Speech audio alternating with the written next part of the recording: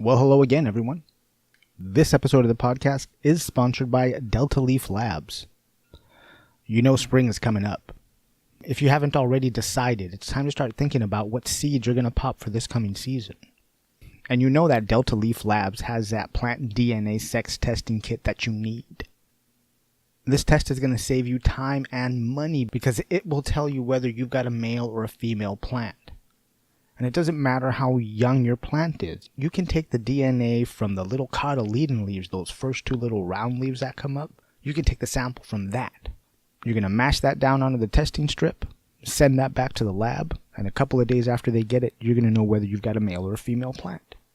So go over to deltaleaflabs.com and order your testing kits today. And at checkout, use promo code IMGS10 for 10% off of your order. Also, don't forget that Club Enigma LA has a cannabis wellness and consumption event coming up Saturday, March 30th. If you want more details about the event and ticket information, go over to clubenigmala.com. That sounds like a really fun way to spend a Saturday afternoon, man, hanging out with a couple of like-minded cannabis enthusiasts. Alright, now let's get started with the show.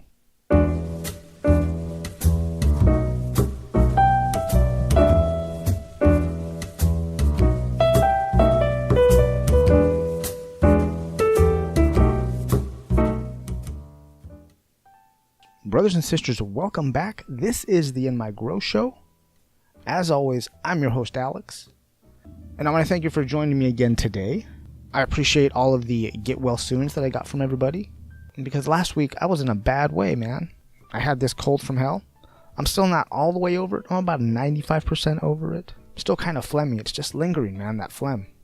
I apologize if there's a random throat clearing throughout this episode. Like I said, still a little phlegmy. But that's okay because the sun is out finally. They're calling for more rain next week, but that is next week. Today, it's a beautiful day. No clouds in the sky. So it's all looking better. Later on, I'm going to get to the predator of the week, and that is going to be the praying mantis. I'm also going to play for you a conversation I had with Christina, who is a local bud tender here at Sespe Creek. But that's going to be a little later. Let's see, so what else? Oh yeah, Cannabis is happening this weekend over there out in Spain. Obviously, I didn't make it. I do want to say what's up to everybody who did make it over there. Looks like it's a good time, as always. My buddy Rodney's out there, so I plan on getting him on the show next time, and he can give us a few highlights from Cannabis. And as I said earlier, spring is just around the corner. I plan on cracking some seeds, but I've decided to wait because I'm going out of town in the next couple of weeks. So if I get those seedlings started, I don't think I'm going to be in town to baby them the way I like to. You know, and I know a couple of smart people I can leave in charge of them, but I don't really want to. Like I said, there's a certain way I like to baby and kind of do a whole little helicopter parenting over my seedlings. Speak to them in baby talk. Goo goo goo goo goo. No, well, maybe. But to start with, I'm going to do just a set of like mystery seeds that either people have given me or that I found in like some bags of weed. So, you know, I'm not going strain specific. I'm just going to do a batch of mysteries. And now let's do the strain of the week. And this time it's going to be on the Clementine, which is a cross between the lemon skunk and the tangy. It's got a nice citrusy, sweet flavor to it, and aroma and, you know, smell aroma. I gotta tell you, I didn't like it as much as the actual lemon skunk. And that's because basically it wasn't as potent as the lemon skunk. It was good, don't get me wrong. It's a nice kind of, you know, I would rename it like the lemon skunk light. For just that reason. It's just a lighter version of the lemon skunk, which the lemon skunk, if you've ever had it, is a powerful, powerful flower. But we're not talking about the lemon skunk. We're talking about the Clementine. It's an okay flower for daytime use. Me personally, I would not party with it or celebrate with it. But if I just want something to get me a little elevated in the middle of my day and not worry about, you know, getting couch lock, Clementine's a good choice. If you find it, go pick it up. Now let's do the report from the cannabis front line. And we're going to start in the great state of Florida. And I got this off of the Normal website, and this was written by Carly Wolf. Ooh, I like that last name, Wolf. All right, the headline reads, Florida state lawmakers vote to restore patient rights to smoke medical cannabis. On March 13th, members of Florida's State House of Representatives voted 101-11 to approve legislation to re-legalize the inhalation of herbal cannabis formulations for medical purposes. The bill was unanimously approved by the state Senate last week and will now be transmitted to Governor Ron DeSantis. Goes on to say 71% of Floridians voted in 2016 to amend the state constitution to allow the use of medical marijuana.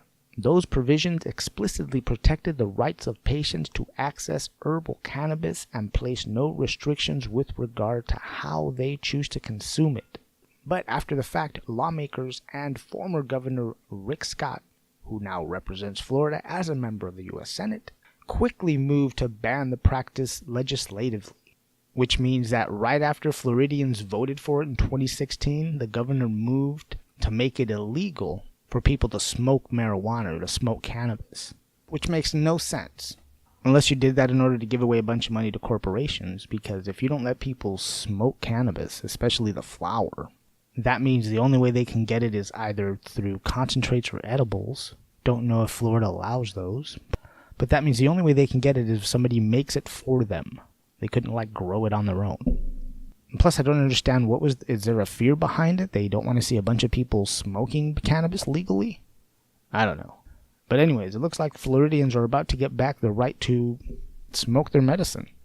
Next is the story I found over at NPR.org, and it was written by Patrick Scahill. And the title reads, Cannabis 101 at University of Connecticut. Yep, that's right. It says, at the University of Connecticut, cannabis is taking center stage in the biggest lecture hall on campus. The university is teaching a whole class focused on growing just one kind of plant. It's a popular class, around 300 students have signed up for it. In the class, students have topics such as seed selection, lighting, irrigation, and plant nutrients in order to learn how to best grow cannabis. It goes on to say students aren't learning about growing marijuana directly, but are instead learning to grow another type of cannabis, hemp. Though hemp and marijuana are both types of cannabis, chemically they are different. The lessons students learn on hemp are directly transferable to marijuana, where the market is also growing. Course instructor Matthew DeBacco said, the goal is to dispel myths and informations that may have absolutely no scientific basis about growing the plant. For years, bad information may have been passed between illicit growers, he said, and he wants to present scientifically backed ways to grow. This course could help legitimize the field of cannabis research, he added, as long as students treat the course as seriously as we're offering it. Well, there you go. It looks like the University of Connecticut is about to have a lot more students growing pot in the closets of their dorm room. But good on them for learning, man, the right way to grow. There's going to be a lot of good cannabis coming out of Connecticut in the next couple of years. Next, I want to talk about how Alaska has become officially the first state to allow on-site marijuana consumption licenses. I thought that was pretty cool, that the whole state of Alaska is going to, move forward with this idea that people need a place to consume their cannabis, just like people need a place to consume their alcohol in bars. There's no difference in my opinion. Adults need a place to go hang out and be with their friends and enjoy some good herb. So yet another good reason to head up to Alaska, folks. And finally, I'm going to talk about this story I spotted. The headline reads, Calgary hosts Canada's first cannabis wedding expo. And it's written by Michael King. And it starts off, since cannabis was legalized in Canada, wedding vendors say they've been inundated with couples wanting to highlight the plant throughout their special day. While some couples may be going all out with weed-themed weddings, it's the subtle touches that are catching the most attention. That'd be cool to see, right? A cannabis wedding? Seriously, just picture it though, okay? The bride's bouquet is like a quarter pound of flower, which is going to be cool to see, because when she goes to throw that bouquet, it's not just going to be all the single ladies that are in that little circle to catch that bouquet. I'm going to be in that circle too, trying to catch that bouquet. And then another thing you got to think about is the wedding cake. So you have to make 2 wedding cakes. You have to make an adult wedding cake with a little bit of cannabis in it, or a lot of cannabis, depending on what kind of party you want to have. And then a cake for the little kids, because you don't want to get the little kids high. Come on, man. You don't want to do that. They'll put you in jail. Don't do that. It's not good. Everybody will call you an asshole. But that's going to be a fun thing to see eventually, right? Cannabis wedding. I can't wait. If anybody's having one, invite me. I want to see what it looks like. And that is the report from the Cannabis Frontline for the week. So now let's move on to the Predator of the Week. I'm going to talk about the ever cool looking praying mantis. Once again, I wrote up a accompanying article to this. If you want to go over to inmygrow.com and then in the search bar type in praying mantis, the article will come up. A lot more information than what I'm going to talk about. I'm just going to hit the highlights. All right, now the praying mantis, it's meant a lot of different things to a lot of different cultures throughout the centuries. The French used to believe that a praying mantis would point a lost child home. How awesome would that be if that were true? Every kid would be walking around with a praying mantis on them, man. That'd be kind of awesome. I'd like to see that. I wish that were true. Anyways, in some parts of Africa, it's considered good luck if a praying mantis lands on you. The Greeks are the ones that named the mantis, but they spelled it mantes, and which means prophet or seer. And the Chinese have a whole long history of writings about praying mantises. They talk about using them to cure anything from like goiters to impotence. They also believe that if you roast the egg casings and feed them to children, that'll stop their bedwetting if they have that problem. But they also say not to eat the casings on an empty stomach because it could make you sick. There are about 2,300 species of mantis worldwide, and they can be found on every continent in the world except for, of course, Antarctica. And about 20 different kinds of species live in North America. Now, the closest relatives to the mantis is going to be the termite or the cockroach. Yeah, I know, right? The cockroach. And they are masters of disguise. They've been known to mimic leaves, twigs, grass, and some tropical species even look like flowers, and they just wait for some insects to land on them that are looking for nectar, and then wham! They get eaten. Most adult praying mantises have wings. There are a couple of species that don't, but for the most part, they all do. But the females usually can't fly, and the males can. Now the eyes. The eyes are some of the craziest things about these creatures. Mantises have these two large compound eyes, which let them have stereo vision, or what's called stereopsis, or 3D vision. Which is really crazy because they're the only insect that can see that way. And there's a little explanation in the article about what that means, but I'm going to go ahead and move on. Now that big head that holds those big eyes is resting on a neck that allows them to turn 180 degrees in both directions, which means they can see about 300 degrees around, almost all the way around, not completely though. Now they have highly specialized two front legs that they use when they're hunting. They rest underneath their chin like they're praying, that's why they're called the praying mantis. And when they're hunting, some spines come out from underneath those two front legs, which is going to help them grab and hang on to their victims. And the praying mantis is pure predator. They are not vegetarian at any stage of their life. As soon as they come out of the egg sac, looking like little adult praying mantises, they're hungry as hell and looking for something alive to kill and eat. And because of that, they're also going to eat not just the pests, but they're also going to eat other beneficial predators. But they do prefer to eat those pests that are sucking or cutting type of pests. Those are their favorite kind of things to eat. But if they're not around, they will eat other beneficials like ladybugs and whatever they can get their hands on. Some of their natural enemies are going to be birds, bats, spiders, and some snakes and lizards. The females are larger than the males. Now with that said, we're going to talk a little bit about the mating of the praying mantis. So the male has to jump onto the back of the female in order to mate with her. And he better not miss, because if he misses, that female's going to catch a glimpse of him and then tear him to shreds. Now, the females have been known to practice something called sexual cannibalism, which means the female will kill and eat the male during sex, during copulation. And usually what happens is the female's going to turn around on that 180 degree neck, catch a glimpse of the male, cut his head off, eat it, right? Because the male can finish his job without a head. I mean, the one on his shoulders. And then once the copulation's over, the female will just finish eating the male's body. Now, it used to be believed that this had to happen, that cutting off the male's head makes the muscles contract and it forces him to ejaculate the sperm. But it turns out that's not true, because there was a study done and they found that only 15% of females actually decapitate the males, which means it's not like an obligatory thing that has to happen. That's a good story though, right? But no, what they think is happening is that the mantises are such predators that the female catches sight of him and just decides to kill him. So there you go. Now, then after mating, the female is going to lay a group of 12 to 400 eggs in a frothy liquid, which turns into this really hard protective shell. And that egg casing is known as an ootheca. I think that's how you pronounce it. You spell it Ootheca.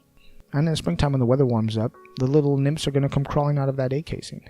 One of the reasons why they lay so many eggs is because, of course, not all of the eggs are going to hatch. Some of the eggs are going to become food for wasps and other insects. And also, when they hatch, those little nymphs are going to be starving and they're going to eat each other. Now, I love seeing the praying mantises in my garden. They're really cool to watch, but they're not the best general predator for my garden. The better bang for my buck is going to be, lacewings or ladybugs as far as general predators go. But like I said, they're really fun to watch. And the nymphs, when they do hatch, they really do have a big appetite, and we'll take care of some pests though. So there you go. Those are just some of the highlights of having praying mantises as a biological predator in your garden.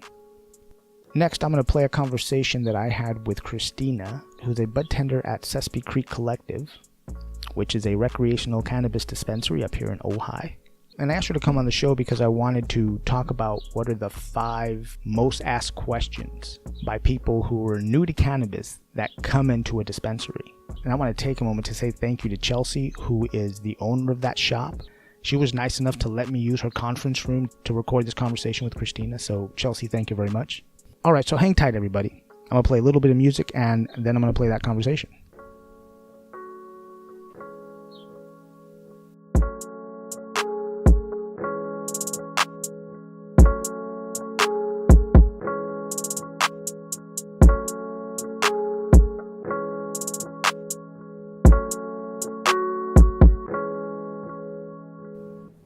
Well, brothers and sisters, today I'm really lucky to have with me Christina, and she is a bud tender at Sespe Creek Collective.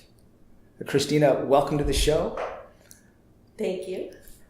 I'm really happy to have you because today we're going to talk a little bit about like the basic question that bud tenders get, or that at least you get from first-time shoppers at a cannabis dispensary.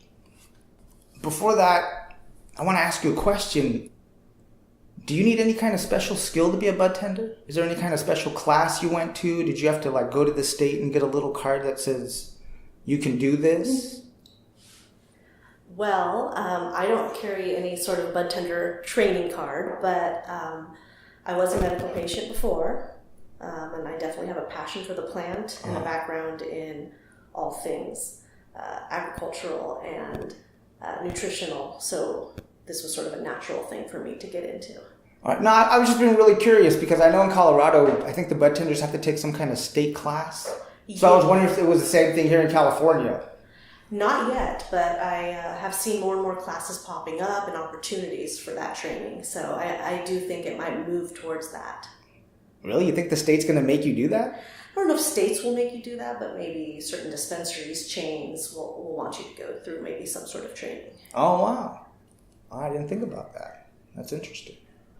I don't know if you remember this or not, but last time I saw you, which was a while ago, we had a conversation about what are the most asked questions that you get from new people who come to a dispensary. And that was really the idea. That's where really the idea for this topic came from. Mm-hmm. And you were cool enough. You got 5 questions together for us. But I want to do this in a different way. So we'll do some role playing. Well, not really role playing because you're going to play yourself. But let's say I'm new to the dispensary. I'm new to the dispensary that is because Sespe Creek is a recreational dispensary, right? Yes. Right. So we are recreational, but we were medical first. And you're one of the few recreationals, which means you don't need a medical card. You can just come in with your ID and you show your ID. Correct. 21 and over with a valid ID. All right. So I'm new to this. I come into Sespe. What's the first thing I'm going to do? Well, once you get through the front desk process of checking in with your valid ID, you come into a room one-on-one with a bud tender that's been assigned to you, and you can start asking questions. The first time a customer comes to you and says, Christina, so I need something that's going to help me sleep. What do you tell them? Generally, we start off with a few more questions. Have you ever tried cannabis before? Long time ago, back in college. Back in college. Have you tried other sleep aids? No. Do you like getting high? I like to drink. Okay. So now we're getting somewhere. See, so I like euphoria, so that's a good thing.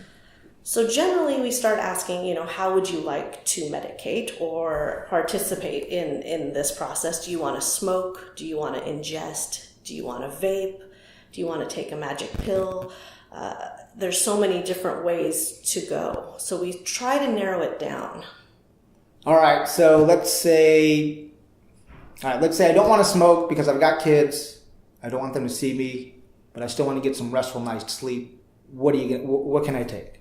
So the next question we usually ask is, do you have trouble falling asleep or staying asleep? That's a good question. I'm going to say staying asleep. Okay. So that's a tricky one. A lot of people, THC is a sedative. It will put you down, but it will probably only put you down for a few hours when you take it in, say, a tincture form, or if you smoke or vape. It's going to be a little short-lived. It might not get you through the full 8-hour period. Okay. So when you get high, when you smoke to get high, it only lasts for a short period of time. Same concept. A lot of people have turned to vape because of the smell, because of the lack of smell. You can vape around your family. You can vape inside your house without the odor of cannabis. A lot of people are turning to vape for that. Again, that's short-lived. It might get you to sleep, but are you going to stay asleep? You might have trouble still staying asleep. A lot of times it's a combination of edibles and either smoking and vaping, tinctures and edibles. We put, as you know, CBD and THC come in different ratios and forms, so you can get something with CBD as well. That quiets the mind. That often helps keep people asleep. So there's so many different options.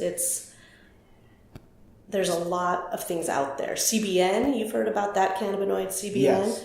That's sort of the newest talk too. That's aged THC. That's aged form of cannabis. Right. Very sedative. So that can really put you down as well. The thing to be careful with is how much you take will affect some sort of a side effect, which might be wobbly legs when you get up to go to the bathroom in the middle of the night. So I often ask people, are you somebody that has to get up and go to the bathroom, get up and potentially let your dog out, get up and check on a child? So we have to sort of time it and dose it correctly. That's a lot to consider. Yeah, that is, man. I didn't even think about that, especially the whole, do you stay asleep? I was like, do I stay asleep? I don't. I usually can get a solid, if I take a strong THC product, I will go to sleep and I will have really restful sleep, but I still might wake up. In that case, I recommend people vape.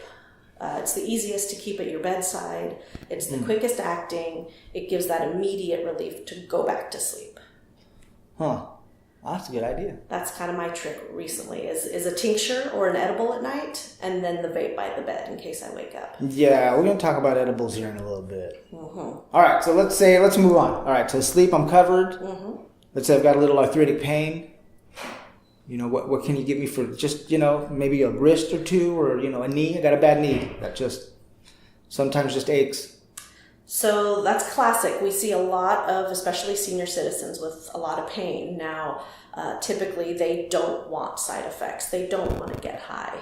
They want relief, maybe more topically, I will say, versus ingesting.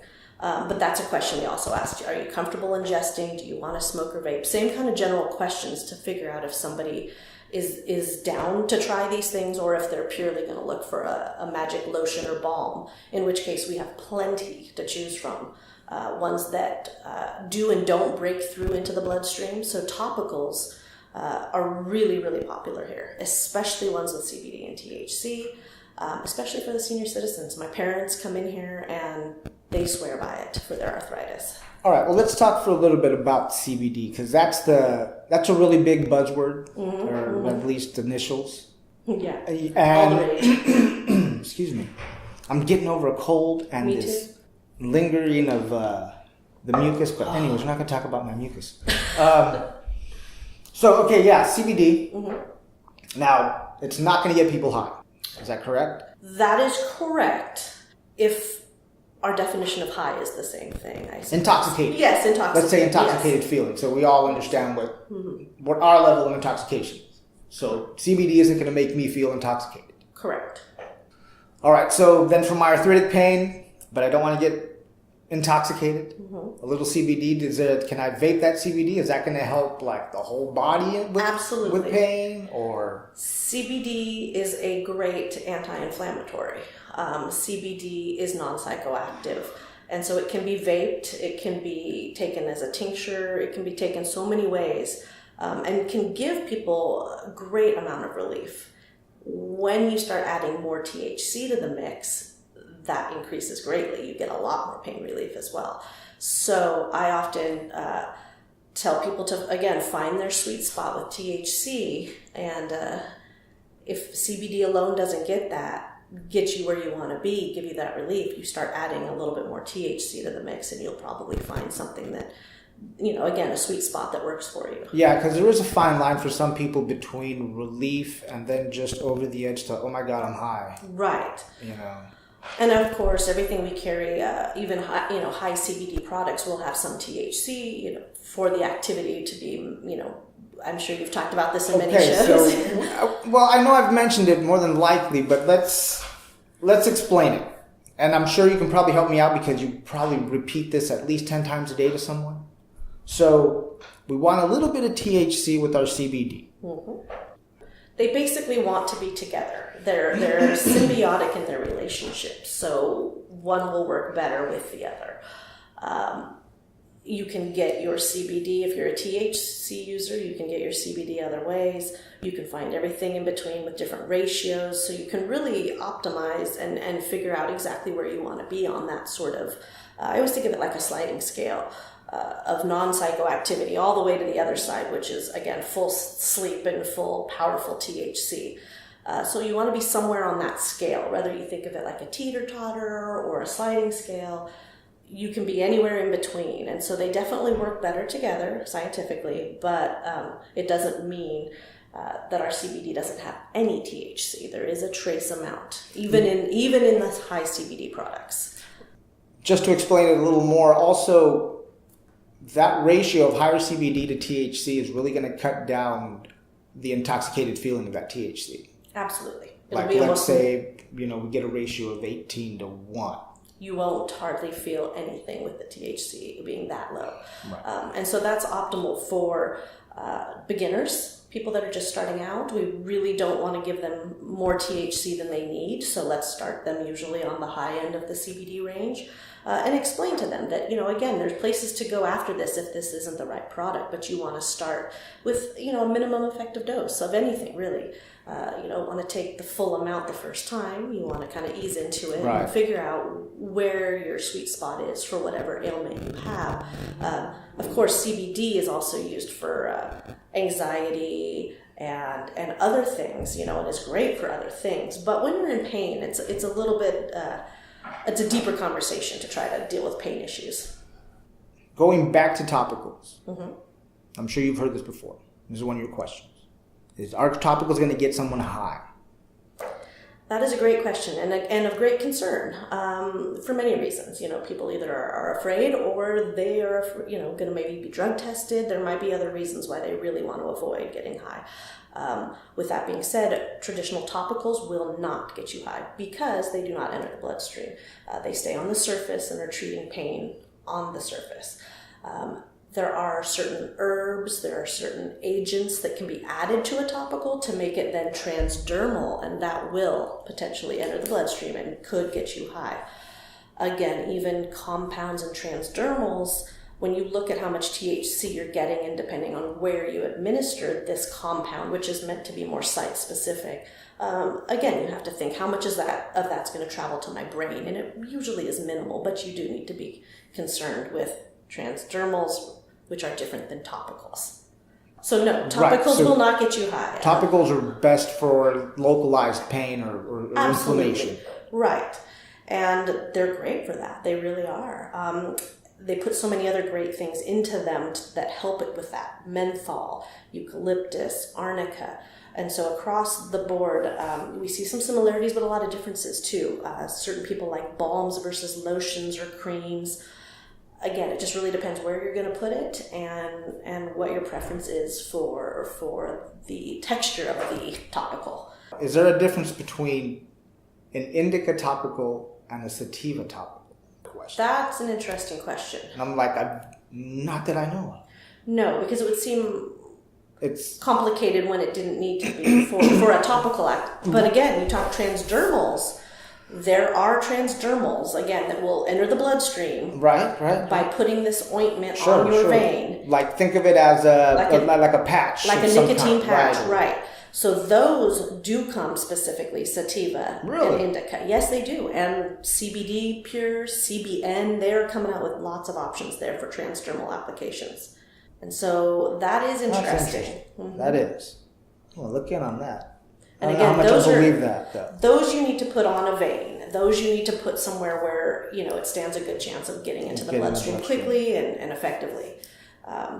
Right. Well, that's with most patches. Yeah, I didn't realize they were working on a specific sativa or indica patch. Mm-hmm. All right, I'm going to look in on that. But we always recommend with those still, although it's meant to be put on a vein, if it's a transdermal product, you have veins all over your body. Oh, and so I tell people, put it closest to the side of your pain. If your pain is in your leg, try to find a vein, on the lower end of your body, behind your knees, on top of your feet. Most people tend to put them on their wrist, but if I'm having foot pain, I think I'd like to see it a little closer. That makes sense. And that's just my scientific mind thinking, shorter travel distance, more effective, and just to be further clear, from the brain. And just to be clear, you nor I are doctors. Are you a doctor? I am absolutely not a doctor nor a nurse. No. Oh, very well. Okay, we just speak from experience. Sure. We can't guarantee anything. We can't tell you how much to dose or what exactly will. We're not here to cure. We're here to help you explore the options. And we have only our own experience, what we read, what we're told from our vendors to really speak to. But ultimately, everybody has to be their own health advocate. And of course, we always recommend that you speak to a nurse, speak to your doctor, and that somebody is a part of this conversation that is well trained. And we have nurses, if people need a nurse. We have 2 that we work with that can arrange private meetings if people need a deeper consultation that is more medically detailed and based on, again, their experience. Yeah, they can probably answer the questions a lot. This hasn't been documented for very long, so it's hard to find hard and fast Well, here's rules. the thing. It's been documented for a long time, but in animals, we know how to get rats high and how to alleviate their pain. Mm-hmm. But, I mean, for humans, there's a small amount of research out there. And people really do need help with how much, and so again, we go back to the start small, and you can always take more, but start low. Start with the least psychoactive stuff you can, just to make sure that you're on the right path. And that's because everybody's different too. Yeah, different things are going to affect everyone differently. So always start slow and low. I wish medicine took that into account with everything. Somebody's size, weight, their blood type, their metabolism. There's a lot of things. What you had for lunch. There's a lot of things that can affect your overall experience. And sure. But yes, topicals, back to that, will not get you high. All right. And they are free to use as much as you want, as often as you want, to feel relief. Did you already answer this though? Would a topical turn up on a blood test? On a drug test?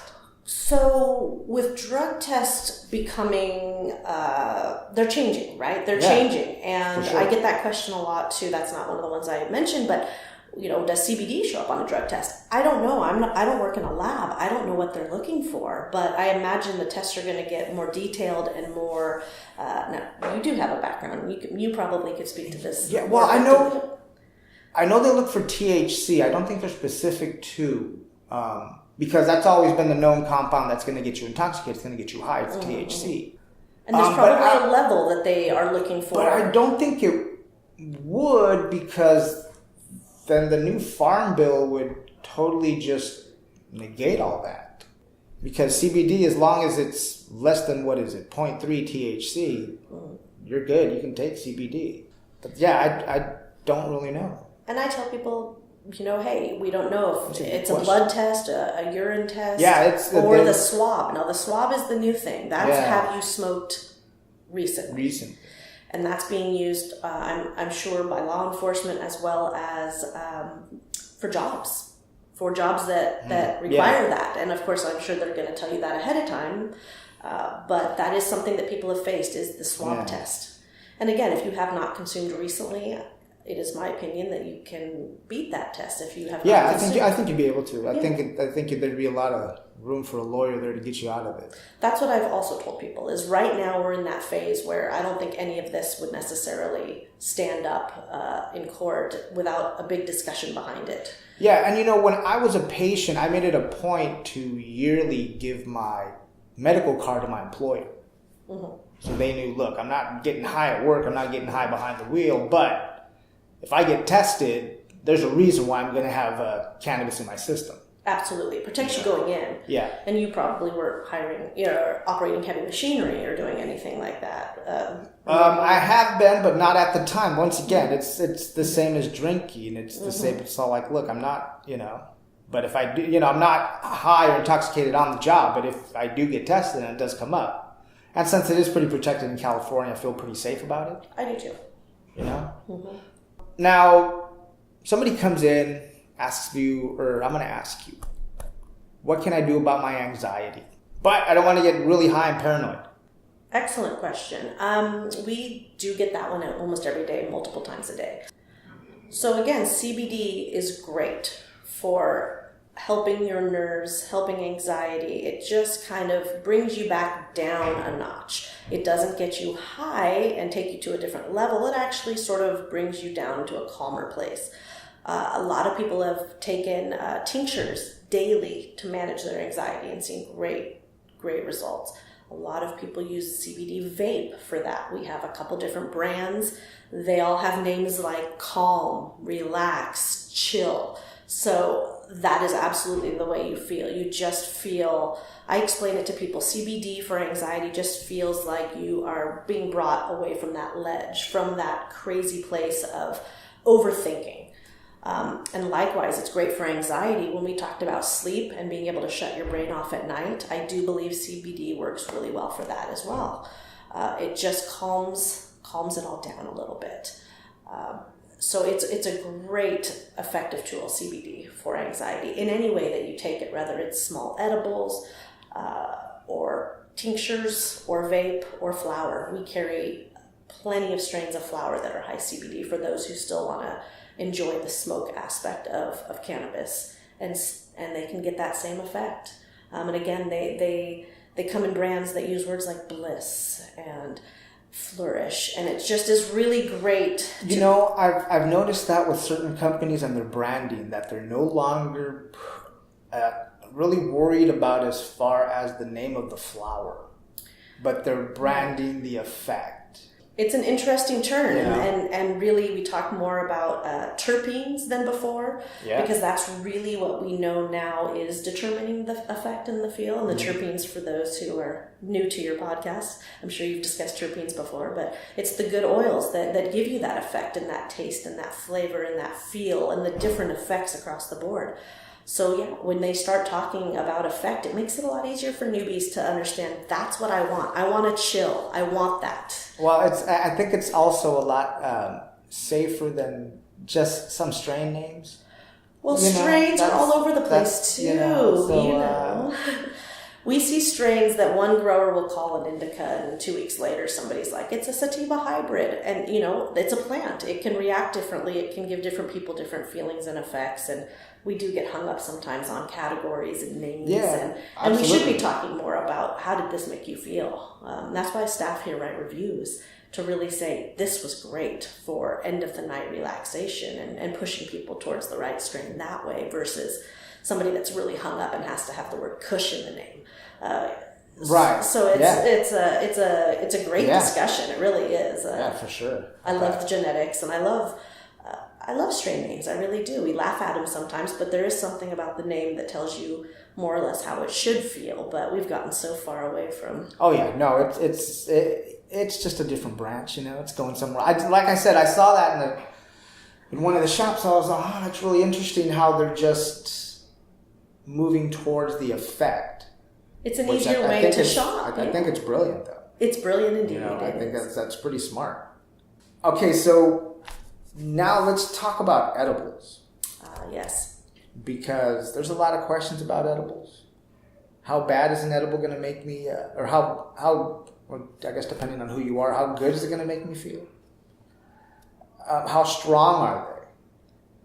So edibles are tricky, but about a year ago, the state of California regulated this for us and decided that 10 milligrams was a standard dose for an adult.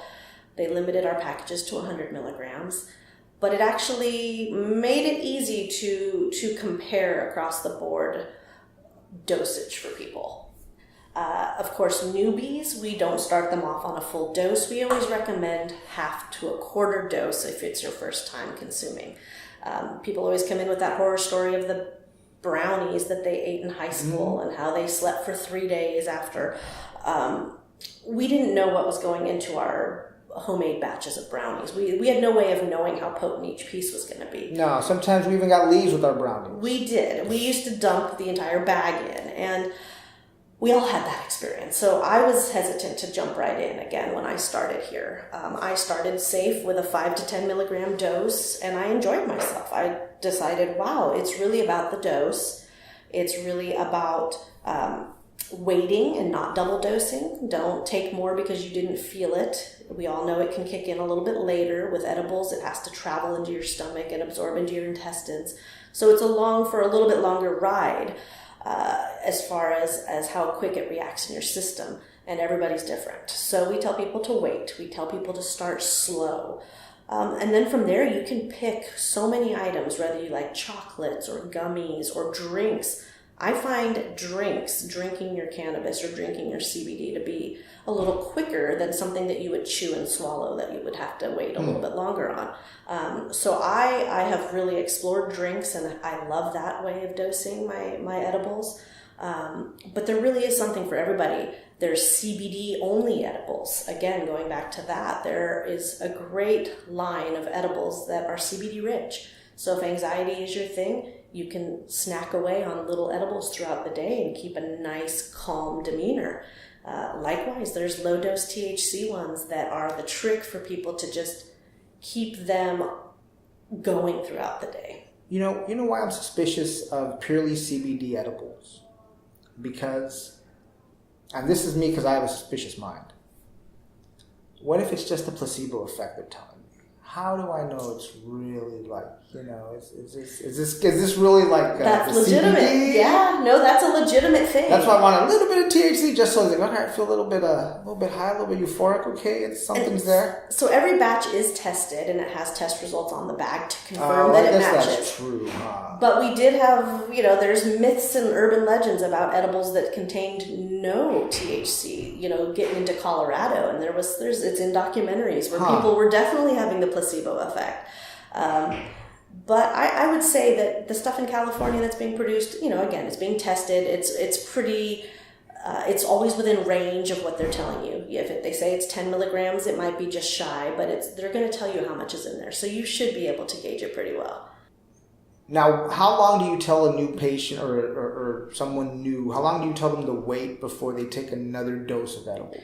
We tell them to wait anywhere from 45 minutes to 2 hours before they double dose or take another dose. Once again, that's because everybody's metabolism is different. Everybody's different. I have felt them as quick as 15, and it's taken, a couple hours for me to realize that, whoa, I felt that. Mm-hmm. And again, it's different. I've read different things about it. Matters how much protein's in your system, or how much protein's in the edible, or how much sugar. You're also getting a lot of caffeine oftentimes with edibles. They're adding, if it's not chocolate, it's ginseng. So you need to be careful that maybe what you're feeling isn't something else in there, like you said. But no, I think it's fair to say, wait 45 minutes to 2 hours before you take another one. So I had a doctor explain this to me one time about why edibles last so much longer than smoking. Okay, this is what he said to me. He said that the reason is because when we smoke cannabis, it's still in its oil form. So while it reacts really quickly, since the body is something like 60% water, it affects us, but the body metabolizes it to get it out of our system as quickly as possible because it really doesn't have anything to hang on to or anywhere to be. Mm-hmm. But when we eat it, since it goes through our liver, it gets metabolized and it gets changed into 11-hydroxy THC. Correct. Okay, so since it gets metabolized, it gets changed a little bit closer to oil. It gets changed a little bit closer to water. So the body's able to hang on to it longer. He told me that's why the effects last for so much longer. I thought that was interesting. I was like, oh. We tell people it gets stronger when it goes through your liver, and it can last a lot longer. So you do want to be very careful. There's nothing worse. I've told people that, taking too much edibles has been close in feeling to me to taking almost magic mushrooms at times, where you get that feeling of wanting it to be done and be over with because you feel so terrible. Oh yeah, no, at certain levels, a 600 milligram edible, it'll definitely give you some psychedelic experience. And that's why those products aren't on the market legally anymore. I say legally because people still can find that junk down in Los Angeles in unlicensed dispensaries. You don't have to go that far. You don't have to go to LA. You don't have to go that far, but... All right, so now let's talk about tinctures. When you say tincture, what does that look like exactly? What is it? A tincture is basically cannabis oil mixed with another oil, usually coconut, but it can also be olive oil. And it comes in a jar with a dropper with measurements on the side, so you can properly dose yourself an oil sublingually under the tongue that absorbs much quicker than an edible. So It's going to be faster acting, and you can control your dose.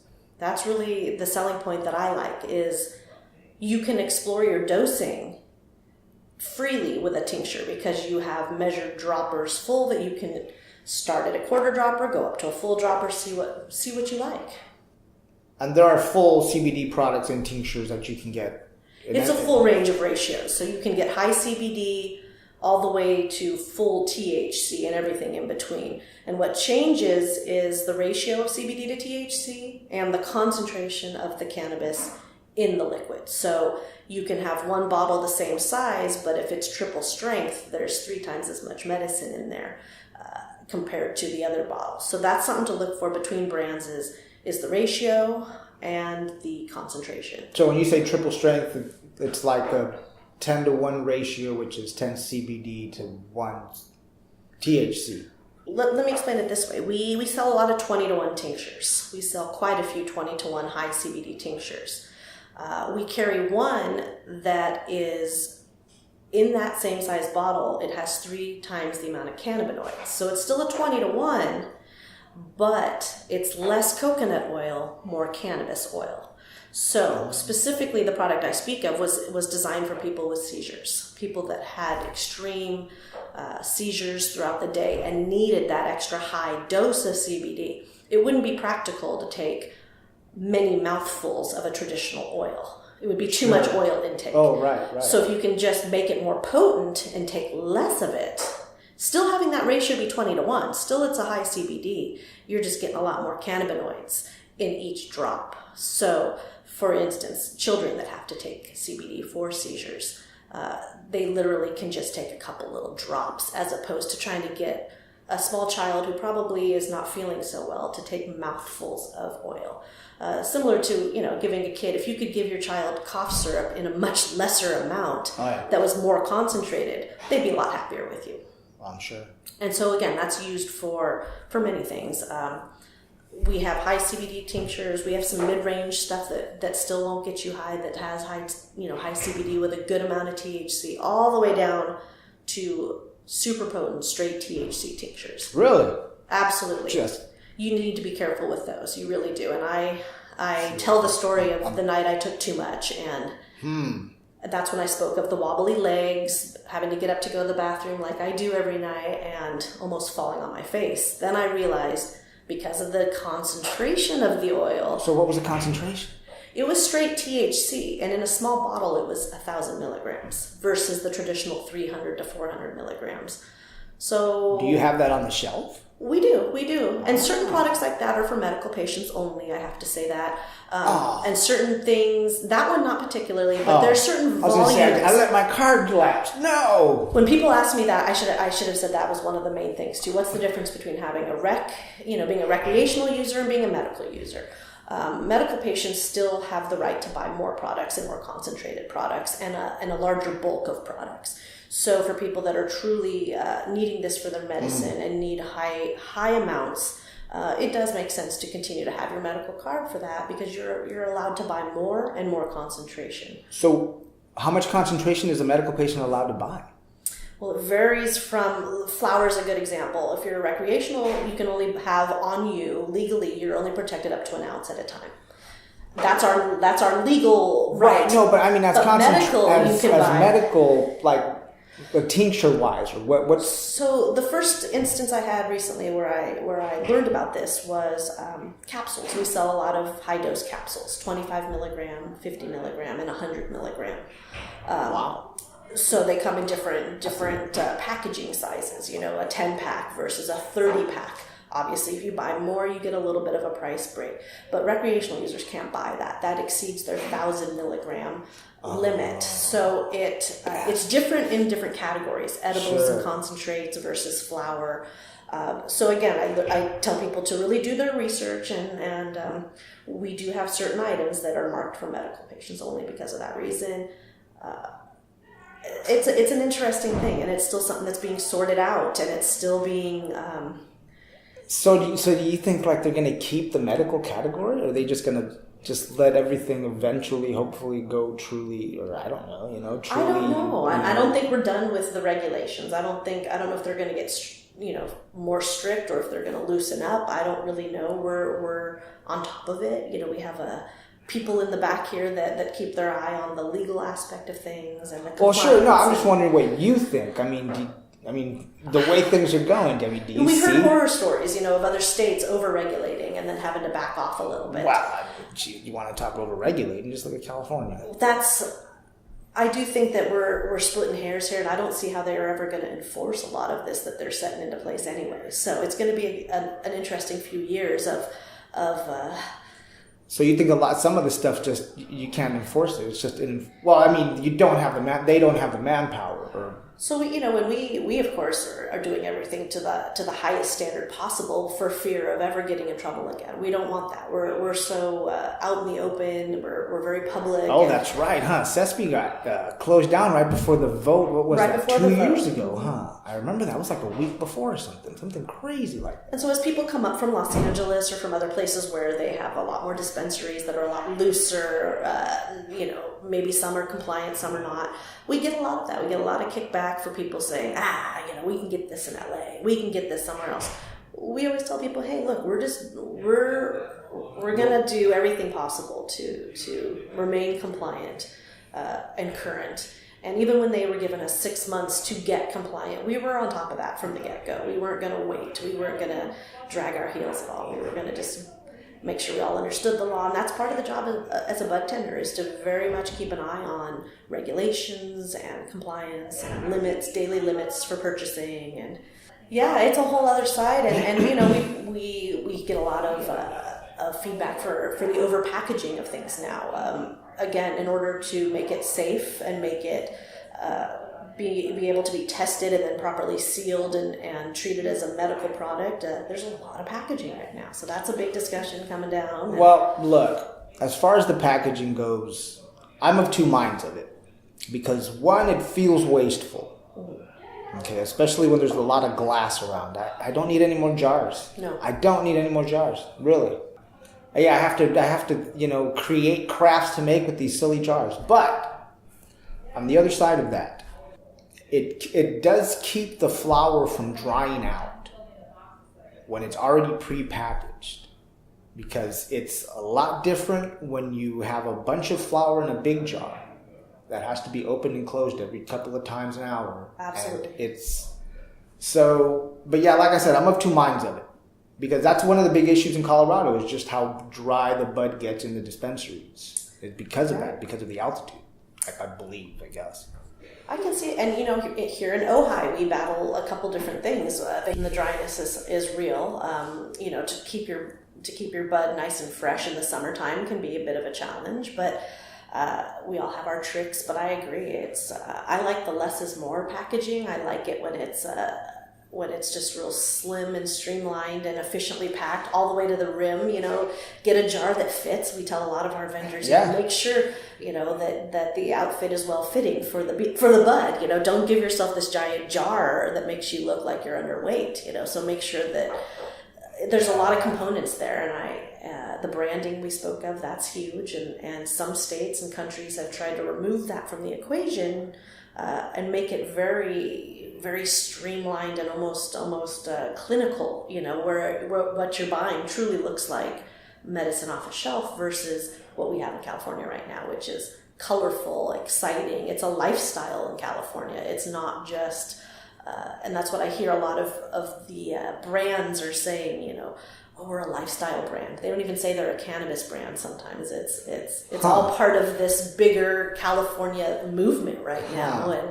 And whether you're you're right, they do. We have some very chic branding coming from people that have worked, in New York and in Paris doing branding for other companies, all the way to, groups like the Flocana group that are marketing and doing the branding for all the small farms in Humboldt, which I am really happy to see that the small farms are still able to move their product through channels efficiently without the small farmer having to worry about all that stuff, because that's a lot of business experience and marketing and sales, and so it's good to see brands that have covered those guys and allowed them to continue to.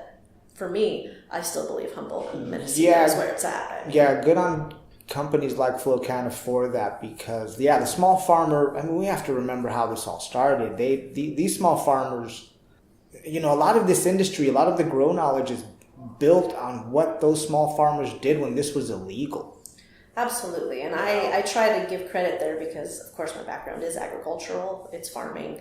I believe in protecting the small farms because I've seen what has happened with other crops, whether it's produce or what have you. When we've gotten too big, I think too big is a problem, and it's something to keep an eye on in cannabis. And I would still like to support, like we do in Ojai, support the little guys, support your local businesses. I wish Ventura County would allow for cultivation on that level, but they have not done that yet. So we're still relying on these. Like you say, the originals in Mendocino, there's people that are still farming purely outdoor, purely natural, no sprays, no fertilizers. You start talking to some of these people, they are doing it purely with nutrient-rich, beautiful soil that they have up there and water. And that's what I'm all about. I love indoor grown, I get it, but there's something really special about the old school outdoor. It's a beautiful thing. Yeah, and plus, we live in California. How do you not grow outdoors? How do you... no, I get it. We get it, right? I'm just saying, as far as it's just so much easier. The sun's mostly out all the time. At least take advantage of the natural cycle. But some people, I get it. Okay, commercial growing... I don't know. You got to churn more crops. You got to churn it. You got to have more return. Yeah. And I get it too. And that's a whole other discussion about all the new words and lingo. We get a lot of new people coming in throwing a lot of words around. There's dazzle them with bullshit. Right. And using you got to use the what do they call it? You got to use the jargon, and you got to make it seem flashy, but. And so we're seeing categories now. We get new people that come in that are looking for something specific. They come in, first time visit, but they've got a strain in mind they're looking for. We've got people that only want indoor, or likewise people that only want outdoor. So we have people that come in with a lot of bud snobbery, we'll call it, where they really think they know what they want. And I tell people, you know what, that's like... This is what happened to craft beer. Right? This is how, big mustaches and long beards started again. I tell people the way I shop for my produce is similar to how I shop for my weed. If you are looking for fresh, if you are looking for local, if you are looking for, you kind of go in and enjoy the search, enjoy smelling everything and looking at everything and letting your nose guide you in your versus I only smoke this one strain. And I tell people that's going to be a dangerous game because they're not going to always be available. So if, let's just say Platinum OG is your thing for sleep, that might not be available all the time from the same grower. It won't be available from the same grower all the time. You're going to have to expand your horizons and maybe pick a few strains that work similar to that and be flexible, because either that or just use a cartridge the whole time. You go. Cartridges is all science. That's it. And I don't know about you, but I'm kind of new to vaping. I just dabble in it. Again, I use it in the middle of the night when I can't sleep. I do bring one with me almost everywhere, but it's a lot of concentration at one time for a newbie, I would say, or somebody who has never partaked. You gotta, once again, what do they call that? tritating, you got to figure out your own dosage. Absolutely, and that could be one hit of a vape pen or one small toke on something, but you have to.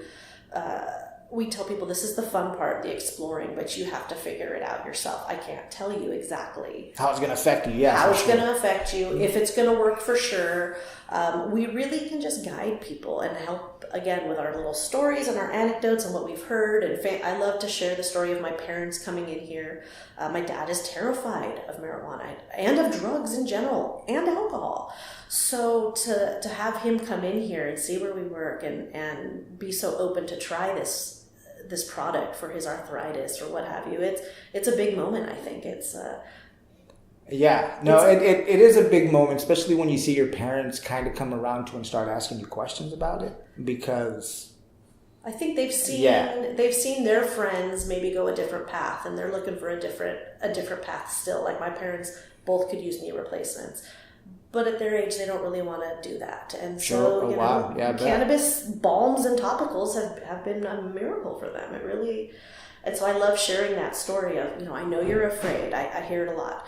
I'm a mom, or I'm a this, or I'm a that, and I'm here as the spokesperson for all moms. It's okay. It's okay to come and try and here's what I like about vape cartridges is that you can go somewhere with your family, take a couple of hits, and you don't come back smelling like cannabis like you would if you had just smoked a joint or loaded yourself a bowl.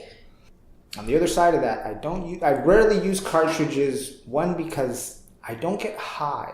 I get stoned, which is different for me. Mm-hmm. High is that first 20 minutes after you smoke something. Mm-hmm. Especially a joint. After you smoke a joint, those first 20 minutes, you're like, oh shit, I'm high. Right. That's high. Stoned is once you level off, all right, and see, I get stoned with cartridges, but I don't get high. That's a good point. Mm-hmm. That, and also they mess with my voice.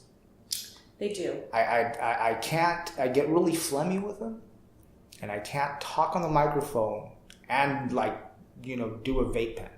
Yeah, and we should say too. You take a little bit in the bad, so. The vaping, we have had this discussion because it's a hot topic among young people. I have a teenager in high school. Vape is it's a no-no. It's the hot topic right now. Kids vaping, and I make sure he understands and other people understand that the vapes we're carrying are pure cannabis oil. They're not nicotine. There's no nasty stuff in them. It's pure oil. It's very strong pure oil, but it's a lot different than the stuff you get on the black market, than the stuff you get at your smoke shops, than the stuff you get at a liquor store. It's really two different animals, but vaping gets lumped into this big gigantic category. But you know what? I don't think kids under 18 should be vaping anyway. I don't either. And anything. That's absolutely what I've told my son. I said, you know what? Unless it's the only way getting to cannabis for someone under 18 or even under 21, because the frontal lobe of the brain doesn't stop developing until you're like 22. But is a CBD oil.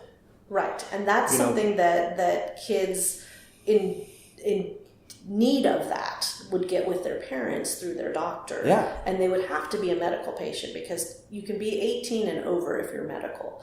So if you're a child, obviously you have to have your parents, this is a consent thing. This is, your adult has to be, and it does, we've all seen the videos of children with epilepsy or what have you that are greatly benefiting from the CBD oils. But I absolutely agree. And that was the discussion I had with my son was, we'll talk again when you're 18 and stay away from everything. And we'll talk again when you're 18. About this. I mean, it's I waited. Yeah. We all wait. I mean, I knew that. And now, I'm not naive. I get it. All right, I get it. I'm not saying my kids aren't going to drink. They're not going to smoke pot. I get it. But I'm not going to say just because I'm an advocate for cannabis that it's okay for kids to use THC before the age of 21. Absolutely. There's a huge difference. Huge difference, and that's something that a discussion, again, that you don't know you're going to have until you are presented with it. And I meet a lot of other moms that have asked me, how do you discuss this with your child? I'll say my boy's going to be 15. Does he know where I work? Yes, he does. Have we had this discussion? Yes, we have. Yeah, you have to be honest with him about Absolutely. it, because there's too much information out there for you to start bullshitting about it. Absolutely. They're going to call you out on it, and then they're not going to believe anything you say, first of all. And he's a sharp kid, and I would not have ever taken this job and been so public and open if I did not have a good kid with a good head on his shoulders that I knew could understand what you were just saying, that there is a big difference. I'm not condoning the youth to be those are two different conversations completely. Absolutely. And the reason I got into this was I did believe finally that we were at a great place, a very open place in our history where it is about time people can have safe access to this. And if this is your choice medicine versus drinking or whatever it is you're doing, I do believe that it's about time that we had this safe access, because as a longtime user in college, it was very unsafe to get what you needed or even to buy a pipe or anything. It was so taboo. I am so happy that it's... Well, you had to know a drug dealer back then. You had to... You had to know a drug dealer. You had to meet him under a bridge, wait for half an hour, probably, if you're lucky. It was very shady, and it was very much... it was a scary... Just to buy a pipe, you had to go in and go through beaded curtains and talk to some shady guy. And it's a water pipe. You couldn't even call it what it was. No, it was so shady. It was something else. It was a code. There's a whole code. As an older person, I'll say older, I'm 45. I feel like we've come so far. And then I hear, the other folks that are talking about the 70s and the 60s, like you said, the pioneers that remembered how this was. It's so great to see how far we've come. It really is. And yeah, no, it's a trip. It's a trip to see for sure. But it's information overload at this point, and I tell everybody, be careful of what you search on the internet. Like with everything, you're going to get confusing information. Well, yeah, that's just it. There's a lot of good information on the internet, but there's also a lot of bullshit you got to swim through just to find it. And then still you're like, well, how do I know this isn't also a bunch of BS as well? Absolutely, and the proof in that is my father was a pharmacist, as was my grandfather and my uncle. So I have all their medical journals, and I go and... Those would be cool to look at. You should read the parts about cannabis. Oh yeah, no, I've heard of them from like older doctors are like, oh yeah, my dad was a doctor too, and they used to have these volumes of it, and then I like digging and going deep, and I wanted to know who published this journal and who was funding this research, and I think we know a lot now about the medical industry and about pharmaceuticals and about who exactly was paying for all of that and who was involved in the, who was willing to put their name on the board of directors for some of these organizations. And you see that there was a huge conflict of interest, and you see that maybe some of this scientific information wasn't so scientific after all. It was...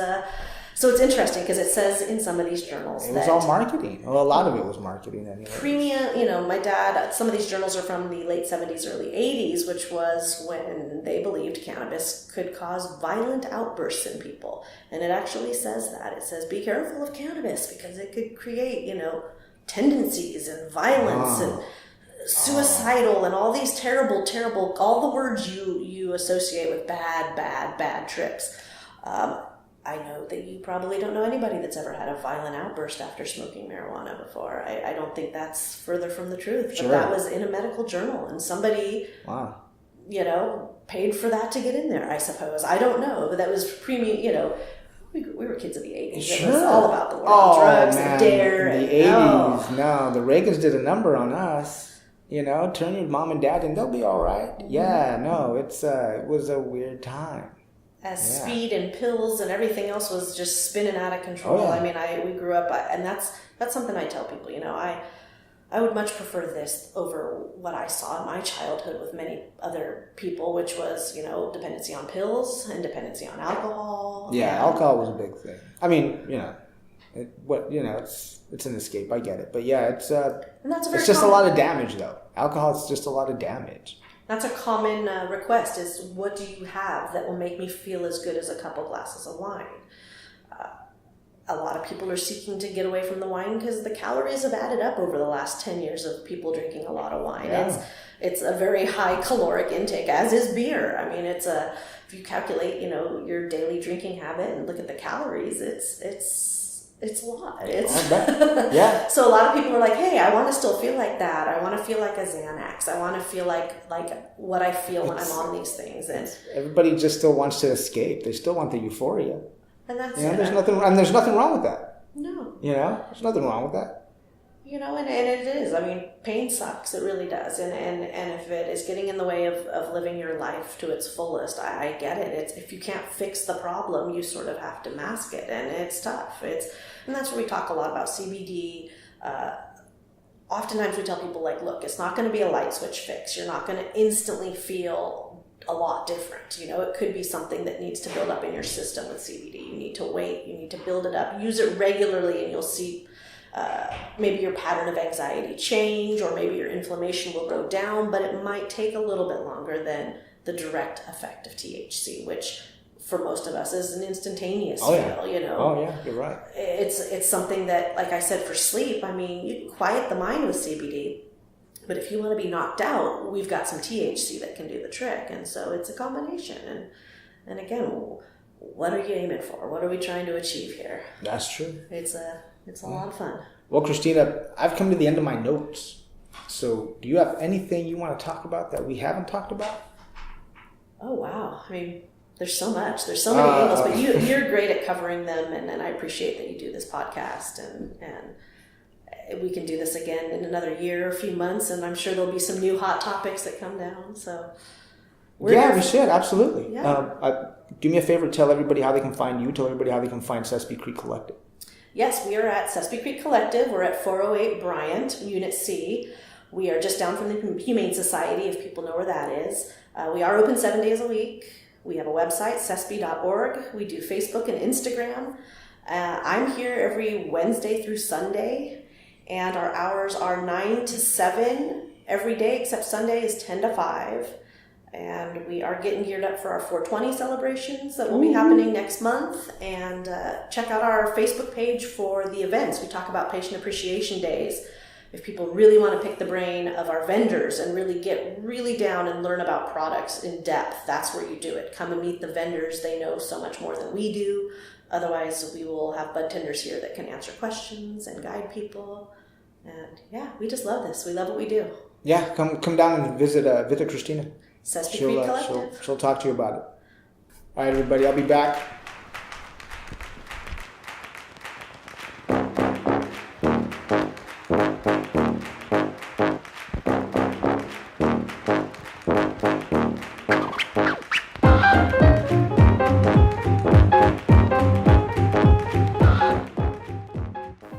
Well, everyone, I hope you enjoyed that conversation with Christina. I always like talking to her because I know I can get a little wordy when I'm trying to explain to somebody about the benefits of cannabis. And when I talk to her, she kind of helps me pinpoint my message a little better. Because since she has to have these conversations every day more than once with people, she's really good at getting to the point really quick.